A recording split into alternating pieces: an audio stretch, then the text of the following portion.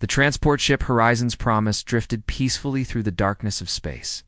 Inside its metal walls, families slept in their quarters. Dreaming of their new home on the colony world of New Terra, children played in the recreation areas while their parents packed belongings and made final preparations for arrival.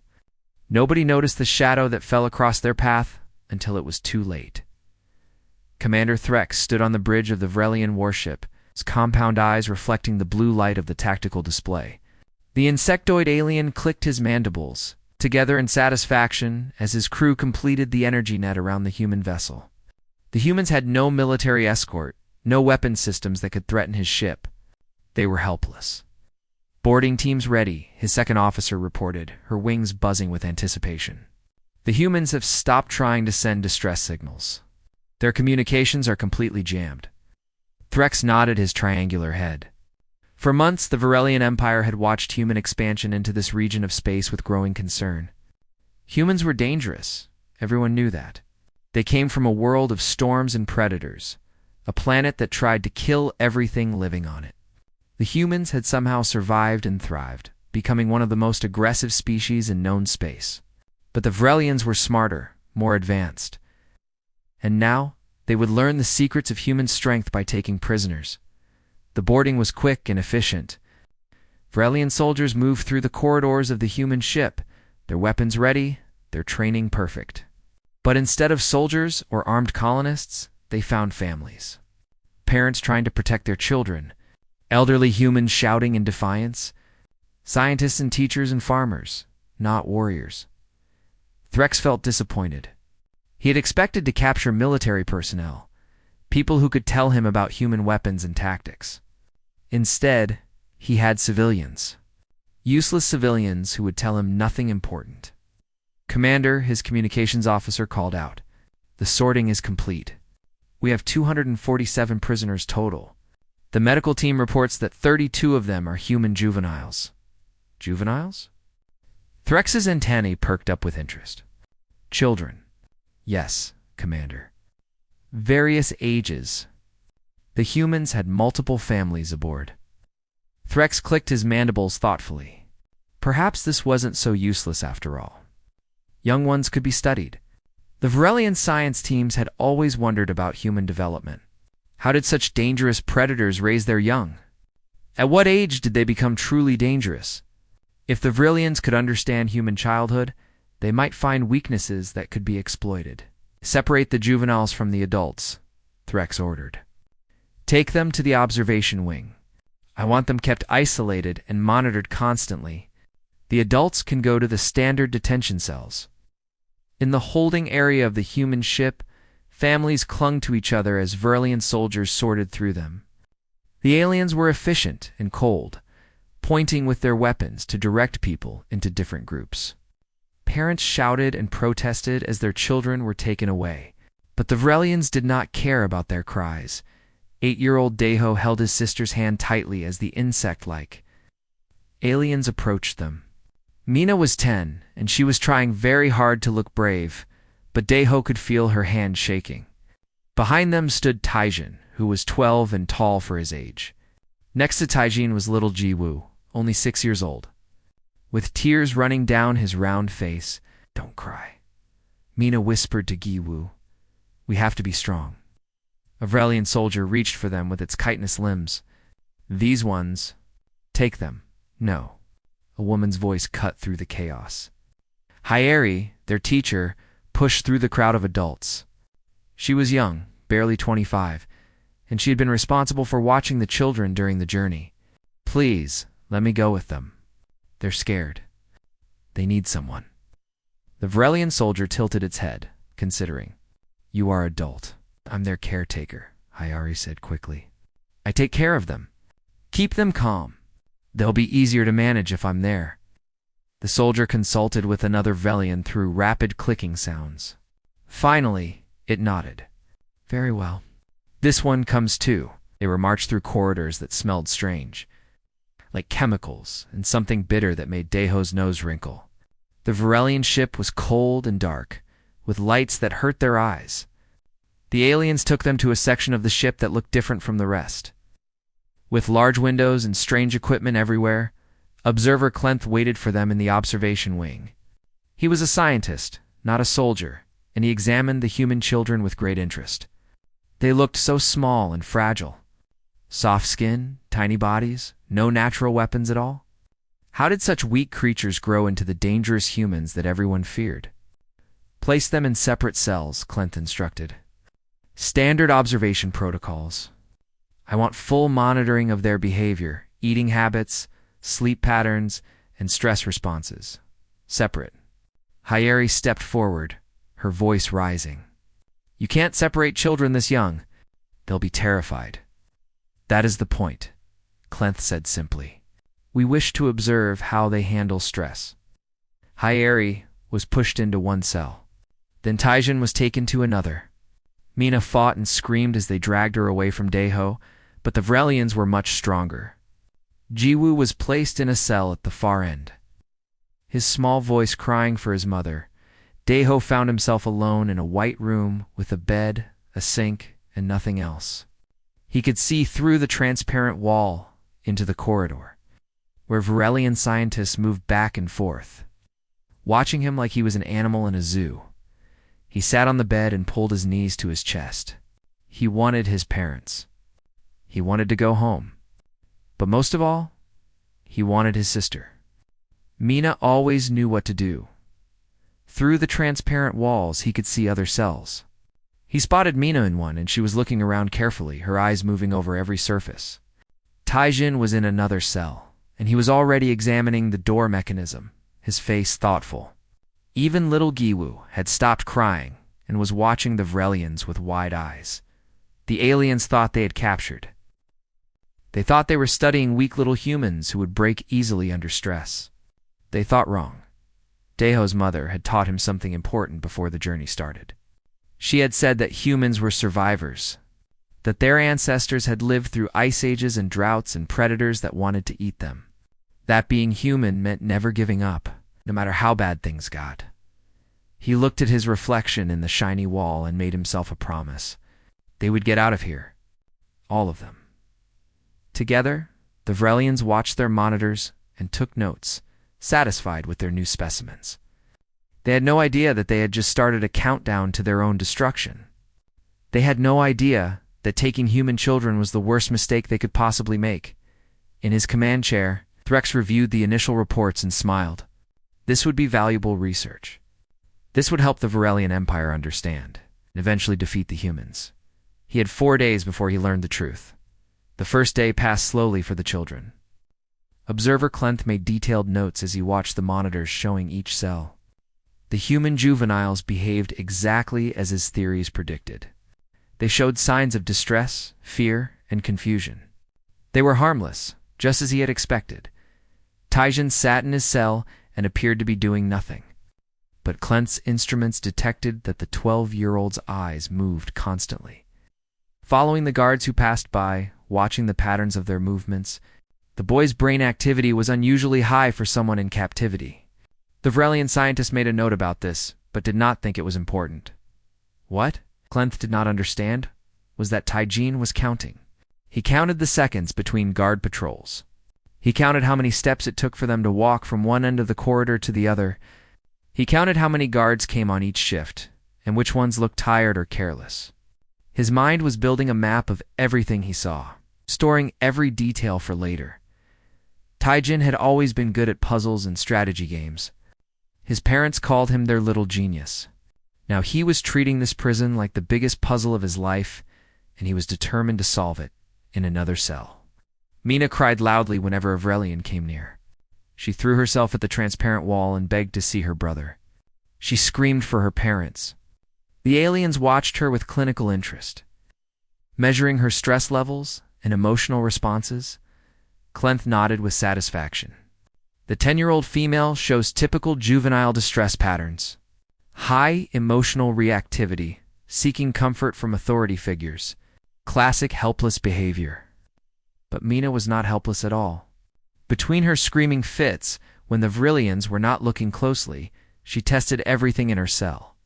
She pushed on panels to see if they were loose. She examined the ventilation grate.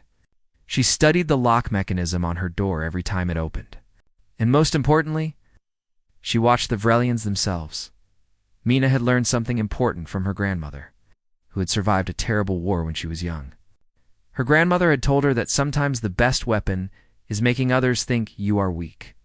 Let them believe you are broken, and they will stop watching you so carefully. So Mina cried and acted afraid. And the Vrelians believed her performance. Young Jiwoo presented a different puzzle to the Vrelians. The 6-year-old did not cry much after the first night. Instead, he seemed fascinated by his captors.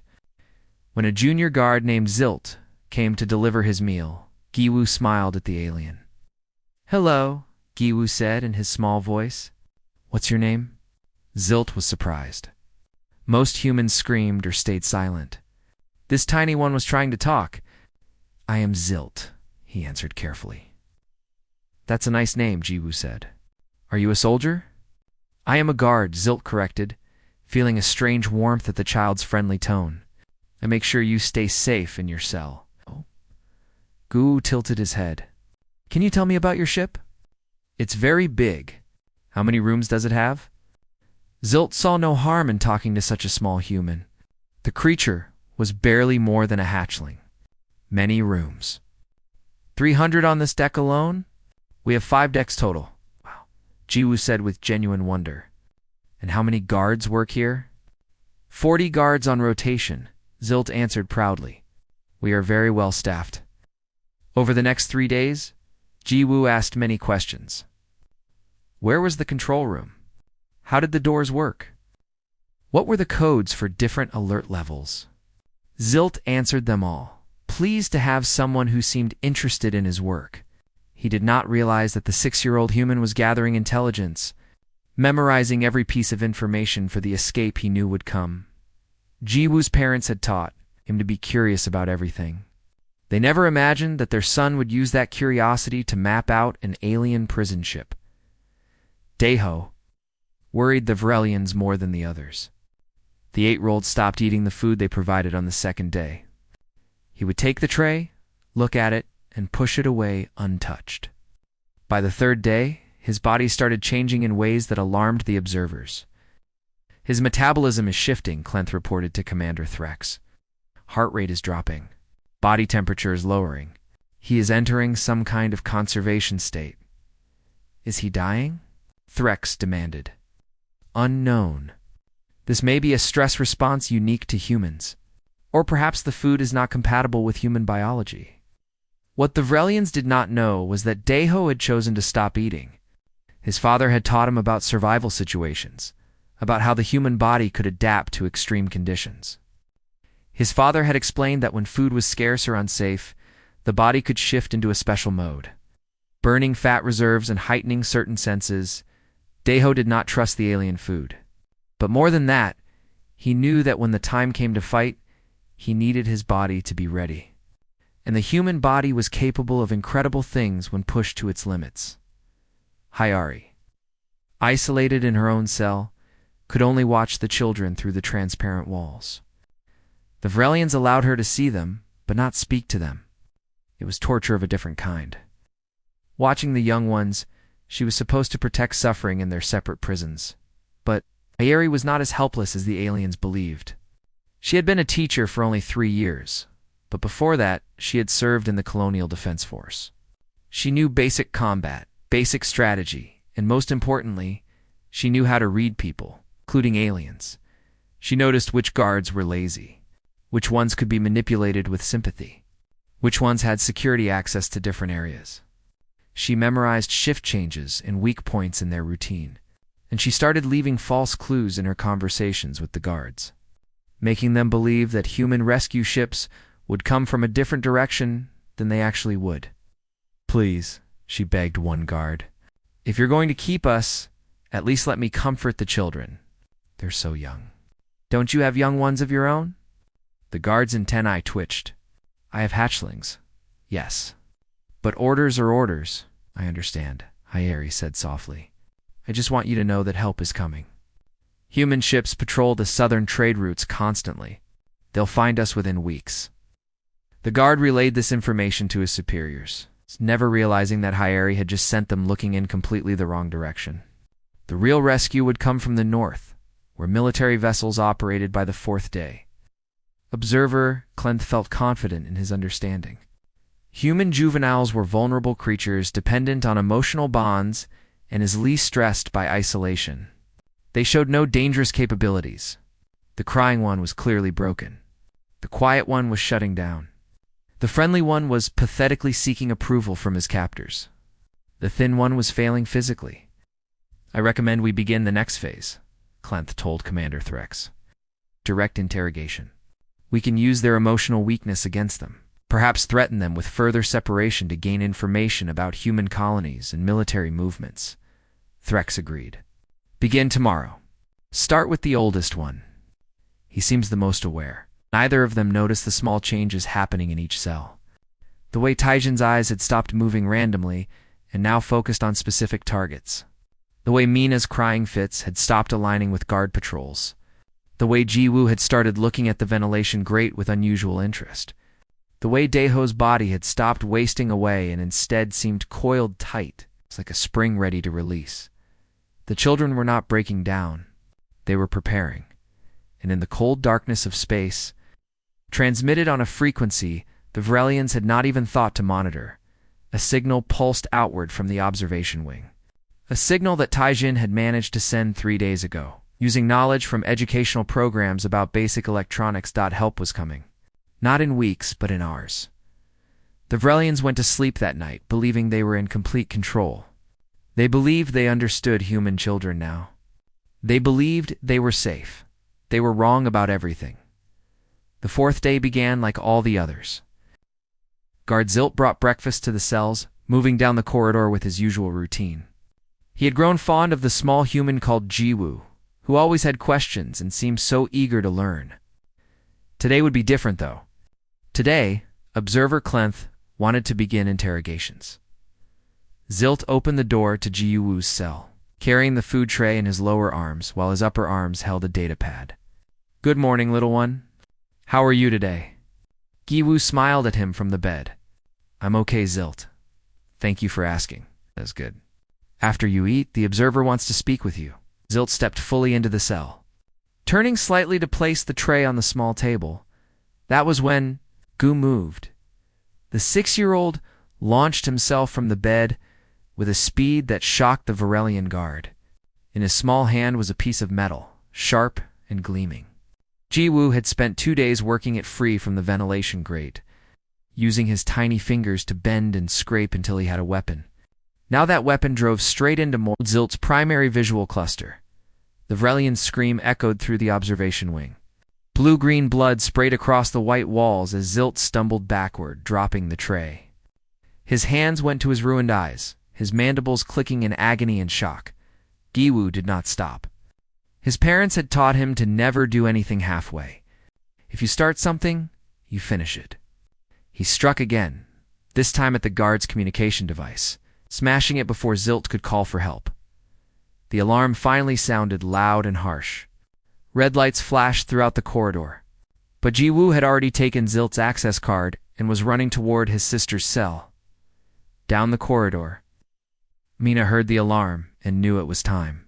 She had been waiting for a signal, any signal that the plan was starting.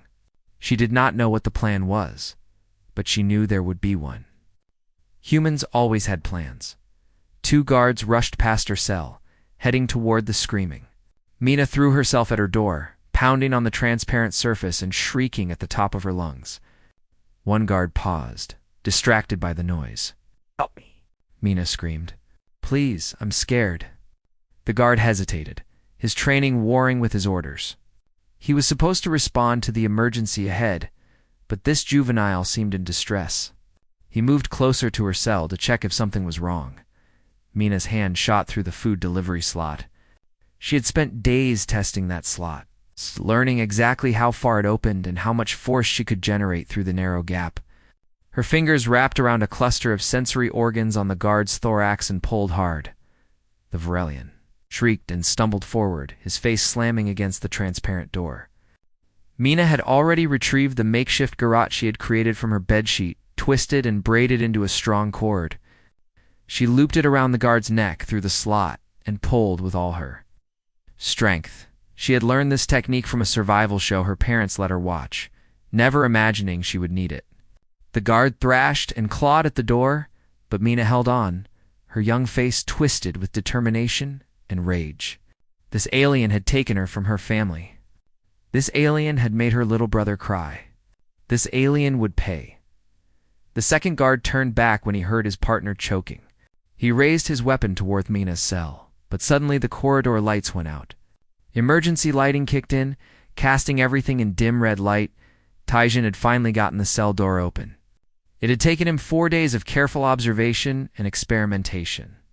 The lock was electronic, controlled by a simple keypad.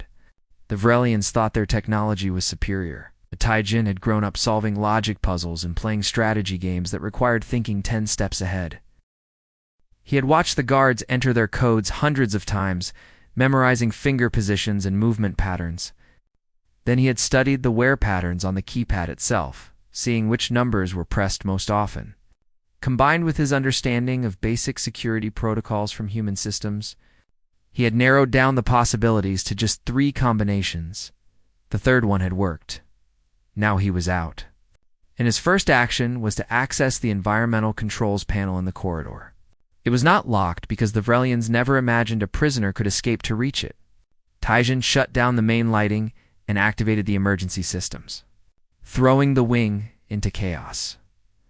Then he moved toward the others. Quick and silent, the guard trying to help his choking partner never saw Taijin coming. The 12-year-old had picked up a heavy metal stool from his cell, and he swung it with every ounce of strength his young body possessed. The guard's head snapped to the side with a wet cracking sound, and he collapsed. Taijin felt sick for a moment, but pushed the feeling down. His parents had always taught him to protect the younger children. That was his responsibility as the oldest. And right now, protecting them meant fighting. He grabbed the fallen guard's access card and weapon, though the weapon was designed for Varelian appendages and felt wrong in his human hands. He dropped it and kept the card. Using it to open Mina's cell, Mina released the now unconscious guard and stepped out, her face pale but determined. "Where's Daeho?" "Getting him now," Taijin said. "Stay here and watch for more guards." Daeho's cell was at the far end. When Taijin opened the door, he almost stepped back in shock. The 8-year-old looked different. His eyes were wide and bright, his movements sharp and precise. 4 days of controlled starvation had pushed his body into survival mode, and the result was frightening. "Is it time?" Daeho asked, his voice strange and flat. "Yes," Taijin said. "We're getting out." Daeho smiled, and it was not the smile of a child. It was the smile of something ancient and hungry that lived in human DNA. A reminder of ancestors who survived by being the most dangerous things on their world. He walked out of his cell, picked up the weapon that Taijin had dropped, and examined it. Within seconds, he figured out how it worked. "This way," he said, pointing down the corridor. "Hayari is down there." More guards were coming now, a full response team. They saw 4 human children in the corridor and raised their weapons, expecting easy targets. They had trained for combat against adults, against soldiers. They had never trained for this. Giwu threw his sharpened metal piece with surprising accuracy, hitting a guard in the throat. Mina grabbed a fallen stun baton and charged forward, her small size letting her duck under their weapons and strike at vulnerable joints. Taijin used his access card to trigger a security door, trapping 2 guards on the wrong side. Daeho moved through them like a ghost, striking with the precision of someone whose body was running on pure survival instinct. The Vrelians were bigger, stronger, and better armed, but they were confused, disorganized, and facing something they had never imagined. Human children, working together with terrifying coordination, using improvised weapons and tactical thinking that should not exist in such young minds. Observer Clenth watched from the safety of his observation room, his mandibles clicking in horror. What are they? What are they? On the security feeds, he could see the impossible scene playing out. For small humans, the smallest barely reaching Aurelian's thorax, were systematically fighting their way through trained guards. They moved like a pack of predators, each one supporting the others, covering weak points and exploiting openings. The oldest one, the 12-year-old, fought with cold calculation. The 10-year-old female used anger and aggression. The 8-year-old moved with frightening efficiency. And the 6-year-old, the tiny one who had seemed so friendly, struck with the ruthlessness of something that had learned violence was sometimes necessary for survival. This was not supposed to be possible. Children were supposed to be helpless. That was true for every other species in the galaxy. Young ones needed years of development before they could fight effectively. But humans were different. Humans came from a world where children had to learn quickly or die, where intelligence and adaptability were more important than size or strength, where even the youngest members of the species were survivors first and children second. The Vrelians had made the mistake of judging human children by their own standards, and now they were paying the price in blood and terror. Commander Threx stared at the security monitors in disbelief. His command center had descended into chaos, the officers shouting reports and trying to coordinate a response to something they did not understand. On every screen, he could see the impossible playing out in real time. For human children were winning. How many guards had they incapacitated? Threx demanded, his voice harsh with anger and fear. 12, Commander, his tactical officer reported, her wings trembling. With 3 more injured and unable to continue, the juveniles have reached the detention wing where the adult female was held. They're freeing her now. Threx slammed his chitinous fist against the console. They're children. How is this possible? I don't know, Commander.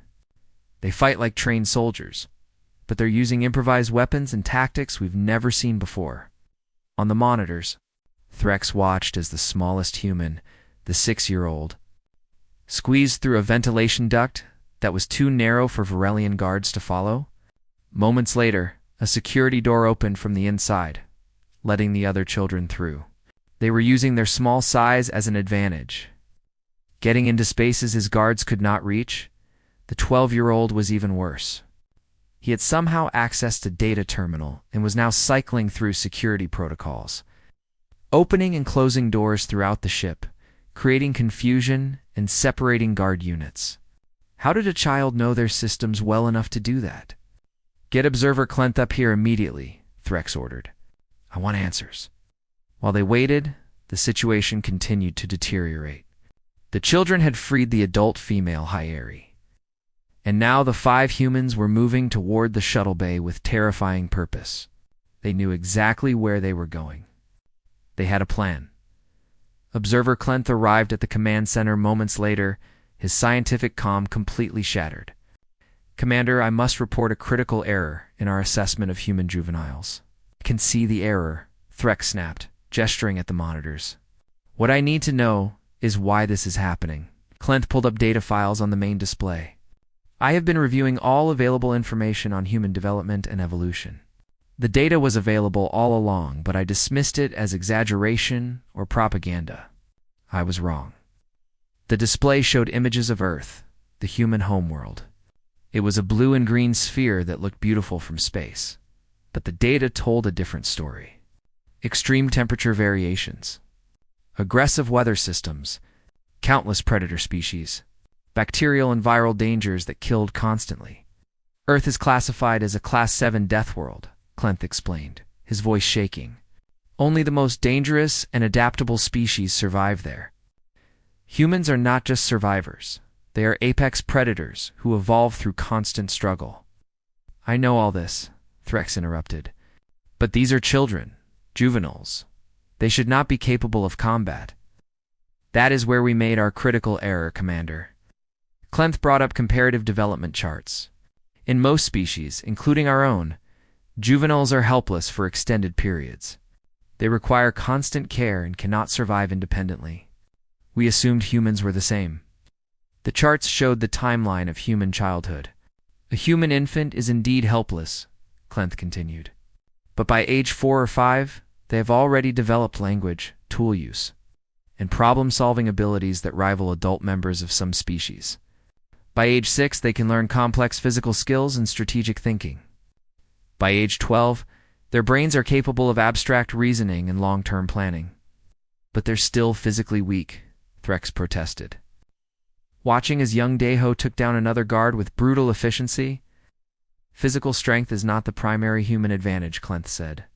Their advantage is adaptability. Human children are born with brains that are like empty data storage, ready to absorb and learn anything. They spend their childhood in an extended training period, learning to survive in Earth's deadly environment. Every game they play, every lesson they learn, every challenge they face, is preparing them to become the dangerous predators we know adults to be. Furthermore, humans are pack animals with strong protective instincts. Adult humans become exponentially more dangerous when they're young or threatened. We have not just captured children, Commander. We have taken the young of apex predators and given them reason to hunt us. X felt his blood run cold. The adult humans. The parents, yes. Clenth's antennae drooped with resignation. The moment we took these children, we guaranteed that humanity would never stop searching for them. Human parents have been documented traveling across entire star systems, fighting through impossible odds, and sacrificing everything to recover their offspring. And we USD gave them 247 reasons to destroy us. On the monitors, the group of humans had reached an access corridor that led toward the shuttle bay. Hyeri was in the lead now, moving with the confidence of someone who had military training. Behind her, the children covered different angles, their eyes constantly scanning for threats. Tactical analysis, Threx demanded. How are they coordinating so effectively? His tactical officer zoomed in on the humans. They use hand signals, Commander. Simple gestures that convey complex information. The adult female has training clearly, but the juveniles understand and respond to her signals as if they have been practicing together for years. Have they? Unknown. But human children are typically taught basic safety protocols and communication from a very young age. What we perceive as play behavior may actually be tactical training disguised as games. Threx watched as young Mina signaled to Taijin, who nodded and moved to cover a different angle. They moved like soldiers, like a military unit. These were children who had probably never seen real combat before 4 days ago, yet they fought with purpose and coordination. The 6-year-old, Threx said, pointing at Jiwoo on the screen. He spent days talking to Gardzilt, being friendly, asking innocent questions. Not innocent, Clenth corrected. Intelligence gathering. The juvenile was mapping our ship layout, learning our procedures, and identifying vulnerabilities, all while appearing harmless and curious. And the female who cried constantly? Psychological manipulation. She wanted us to think she was broken so we would watch her less carefully. Meanwhile, she was testing her cell's weaknesses and preparing weapons. Threx felt something he had rarely experienced in his long military career. He felt genuine fear, not of the 4 children themselves, though they had proven deadly enough, but fear of what they represented. These were not even exceptional human juveniles. These were ordinary children from a civilian transport. If regular human young could do this, what were trained human soldiers capable of? Communications, Threx ordered. Open a channel to the humans. All frequencies. Commander. Do it now. The communications officer worked quickly, establishing a broad-spectrum channel. Threx took a deep breath and activated his translator. Humans. This is Commander Threx, of the Vrelian warship Conquest. I wish to negotiate. For a long moment, there was silence. Then Hyeri's voice came through, cold and hard. Negotiate what? Safe passage, Threx said. For you and the children. We will provide a shuttle, full supplies, and guarantee no interference. You can return to human space unharmed. You think we'll trust you? Hyeri laughed, but there was no humor in it. You kidnapped children. You imprisoned them. You terrorized them. It was a mistake, Threx said, and he meant it. We did not understand. We thought they were helpless, that we could study them safely. We were wrong. Yes, you were. There was a pause. But it doesn't matter now. Your offer of safe passage is meaningless. Why? Because help is already here. Threx felt his heart sink. What do you mean? The oldest boy, Taijin, managed to send a distress signal 3 days ago. He used components from his cell's lighting system and the door mechanism to build a basic transmitter. Took him about 6 hours of work. He's 12 years old, and he outsmarted your entire security system. On the tactical display, proximity alarms began to sound. Multiple human vessels were dropping out of faster-than-light travel at the edge of weapons range. 3 frigates, 2 destroyers, and 1 heavy cruiser. A full battle group. The lead ship is the HDSF Indomitable, Hyeri continued. Its captain is Dong-Yun. His 2 sons were on the colony ship. I imagine he's not in a very forgiving mood right now. Threx looked at his tactical officer. Can we fight them? No, Commander. We are outnumbered and outgunned. Even if we survived the initial engagement, they would simply call for reinforcements. This is human space. They control this entire region. The communications panel lit up with an incoming transmission. A human male's face appeared, and his eyes were cold. Varelian vessel. This is Captain Dong-Yun of the human defense starship Indomitable. You have 60 seconds to power down your weapons and prepare to be boarded. If you harm one more hair on any human head aboard your ship, I will turn your vessel into debris. Do you understand? Threx understood perfectly. He had lost. Not to human military might, though that was now overwhelming. He had lost the moment he ordered those children taken from their families. Stand down all weapons, Threx ordered his crew. Prepare for unconditional surrender. The human boarding teams moved through the Varelian ship with weapons ready and faces hard. They expected resistance, expected to fight their way to the prisoners. Instead, they found Varelian crew members standing with their hands raised. Weapons on the ground, fear in their compound eyes. Captain Dong-Yun led the first team personally. He was a tall man with gray starting to show at his temples, and his eyes scanned every corridor with the intensity of a father searching for his children. Behind him, soldiers in full combat armor advanced with professional precision. But even they could not hide the anger in their movements. They found the children in Hyeri, in a corridor near the shuttle bay, surrounded by unconscious and injured Varelian guards. Taijin stood at the front, still holding an alien weapon he barely knew how to use. Mina had blood on her hands, some of it her own from where the makeshift garrote had cut her palms. Deho looked thin and strange, his eyes too bright. Gu sat on the floor, his small body shaking with exhaustion and shock. Dong-Yun stopped when he saw them. And for a moment, the hardened military officer's face crumpled. Taijin Mina. Dad, Taijin's voice cracked, and suddenly he was just a 12-year-old boy again, not the tactical genius who had orchestrated their escape. The weapon fell from his hands as he ran forward. Dong-Yun caught his children, wrapping them in his arms. Around them, other parents were reunited with their young ones as more humans were freed from the detention areas. The corridor filled with crying, both from joy and from the release of 4 days of terror. A medical team rushed forward to check the children. Hyeri stood to the side, watching as each child was examined. Deho needed immediate nutritional support. Giwu was in shock and needed sedation. Mina had injured her hands and had bruising across her body. Taijin seemed physically fine but kept repeating that he was sorry, that he should have sent the signal sooner, that he should have gotten them out faster. He did amazingly, Dong-Yun told his son, gripping his shoulders. You saved yourselves. You saved everyone. But the cost was visible in the children's eyes. They had been forced to become something no child should have to be. They had learned that the universe was dangerous, and that sometimes you had to hurt others to survive. That knowledge would never leave them. The Varelian crew was detained without incident.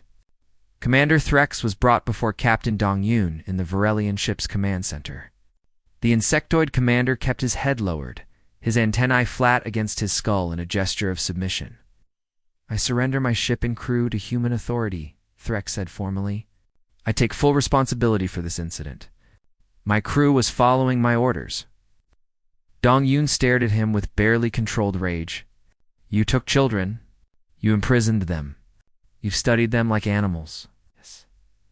Threx did not try to make excuses. We did not understand what we were doing. We thought human juveniles were like ours, helpless and easily controlled. We were profoundly wrong. That's not an excuse. No. There is no excuse. Threx finally raised his head to meet Dong Yun's eyes. For what it is worth, I am sorry. But I know that changes nothing. You're right. It changes nothing. Dong Yun turned away. You and your crew will be transported to human space to stand trial for kidnapping, unlawful imprisonment, and assault. The Galactic Council will be notified of your actions. I understand. Threx hesitated, then spoke again. Captain, I must ask. The children. How did they do what they did? Dong Yun looked back at him, and there was something dangerous in his expression. You asked the wrong question, Commander. You should be asking what adult humans will do now that you've hurt our children. The answer came swiftly. The video recordings from the Varelian ship, showing the children's imprisonment and their desperate fight for survival, were transmitted throughout human space within hours. The images of young Jiwoo with his improvised weapon, of Mina fighting through her fear, of Daeho's gaunt face, of Taijin's determination spread like wildfire. Humanity's response was immediate and unified. The Human Defense Council declared the Varelian Empire a hostile power. Trade was suspended. Diplomatic relations were severed. And most significantly, a war resolution was passed with near unanimous support. The Varelian government tried to distance itself from Commander Threx's actions, calling him a rogue officer who had acted without authorization. They offered compensation and promised to punish those responsible. It was not enough human. Fleet groups began moving toward Velian territory, not with the slow, cautious advance of a limited military operation, but with the overwhelming force of a species that would not tolerate threats to its young. The humans were not interested in occupation or territory. They wanted something more fundamental. They wanted the Vrelians, too. Understand fear, the Galactic Council convened an emergency session to address the crisis. Representatives from dozens of species gathered to debate and discuss. The Varelian ambassador pleaded for intervention, for sanctions against human aggression, for protection under galactic law. Instead, the council listened to testimony about what had been done to the human children. They watched the security footage. They saw 4 young ones fighting for their lives against trained soldiers. And they saw something that terrified them more than human military power. They saw that human children, barely old enough to be considered sapient by some species standards, could think strategically, adapt to extreme circumstances, use tools and weapons effectively, and coordinate as a unit. If human young were this capable, what hope did anyone have against fully mature humans who had been training their entire lives? The Council's decision was swift. They condemned the Varelian Empire's actions and refused to intervene in the human military response. The implicit message was clear. You awakened the sleeping predator. Now face the consequences. Over the following months, human forces systematically dismantled Varelian military installations. They did not target civilian populations, did not commit atrocities, but they were ruthless in their efficiency. The Varelian Empire, which had dominated its region of space for 3 centuries, was reduced to a fraction of its former size. The war ended with the Treaty of Broken Wings, named for the Varelian gesture of surrender. The Varelians agreed to massive reparations, strict oversight of their military, and mandatory education programs about human biology and culture. But more than that, they agreed to erect a memorial. The Memorial of 4 stood in the center of the Varelian capital city. 4 statues, each depicting one of the children who had survived the incident, not as victims, but as they had been during those 4 days, determined, resourceful, and dangerous. The plaque beneath reads simply, "Never forget what we failed to understand." 10 years after the incident, the 4 children had become young adults. Taijin joined Human Intelligence Services, where his talent for strategic thinking and systems analysis made him one of the youngest commanders in the organization. He specialized in threat assessment and rescue operations, making sure no other children would have to endure what he had experienced. Mina initially struggled with anger and trust issues, but eventually channeled those feelings into training special operations units in survival tactics and psychological warfare. Her courses were considered the most difficult in the military, but also the most effective. She taught soldiers to think like prey that could become predators. To turn weakness into advantage, Deho became a trauma counselor, using his own experiences to help others who had survived captivity and violence. He understood what it meant to push your body and mind to the absolute limit, and he knew how to guide people back from that edge. His patients said he had a gift for seeing past their walls and finding the person still inside. Guwu surprised everyone by choosing to study xenobiology and interspecies relations. The 6-year-old who had stabbed his captor grew into a young man who believed that understanding could prevent future conflicts. He traveled to dozens of worlds, learning about different species and teaching them about humans. His most famous lecture series, The Truth About Human Children, was mandatory viewing at most galactic diplomatic academies. They occasionally met for reunions. These 4 young people who shared a bond that nobody else could truly understand.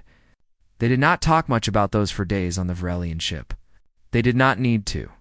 They all carried the memories, the nightmares, and the knowledge that they had been forced to become something terrible to survive, but they also carried something else.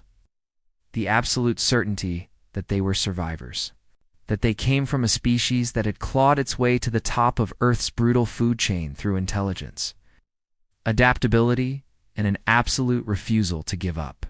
They were human, and that meant something.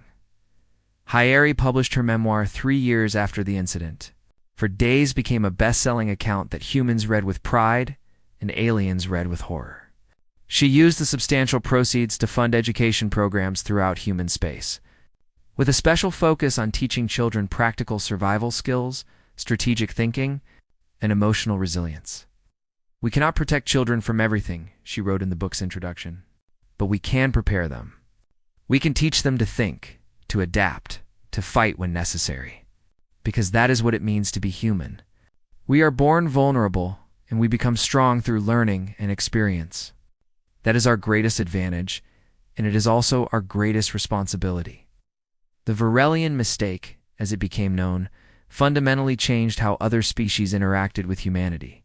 Where before there had been caution and respect, now there was something deeper, a primal understanding that humans, even the smallest humans, were not to be threatened. Parents across the galaxy began telling their young ones cautionary tales. Never threaten a human child, they warned. Not because they are weak, but because you will discover exactly why humans survived their death world. And you will awaken something in their parents that will never stop hunting you. Trade schools and military academies made the incident required study.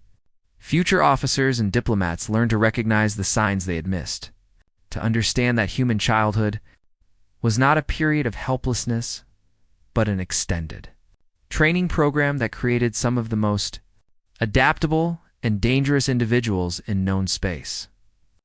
Human Defense Council created a new division, Child Recovery Operations. Its sole purpose was to ensure that no human child would ever be taken again. And if they were, that the response would be swift, overwhelming, and absolute. The division's motto was simple: we remember the 4. Commander Threx served 20 years in a human detention facility, along with Observer Clenth and the other officers who had been directly responsible for the children's capture. They were not mistreated, as humans did not believe in cruel punishment, but neither were they allowed to forget what they had done. In his cell, Threx kept a single image. It showed 4 human children standing in a corridor, surrounded by the guards they had defeated, waiting for rescue. They looked small and fragile and absolutely terrifying. He looked at that image every day and remembered the most important lesson he had ever learned: size and strength mean nothing compared to intelligence and will, and across human space. In homes and schools and military bases, children played and learned and grew. They solved puzzles and played strategy games. They learned to work together and think creatively. They practiced resilience and adaptability.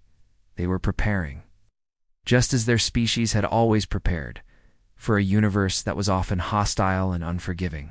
They were becoming human, everything that meant, and the rest of the galaxy watched and remembered. Humanity's greatest strength was not their technology or their warriors. It was that they never stopped adapting, learning, and fighting, and they started training for it the moment they were born. the children of Earth would never be helpless again. That was the real message of the Varelian mistake. That was the truth the galaxy had to accept. Humans protected their young. And if you threatened those young, you would face not just soldiers or ships, but the full weight of a species that had survived by refusing to ever give up.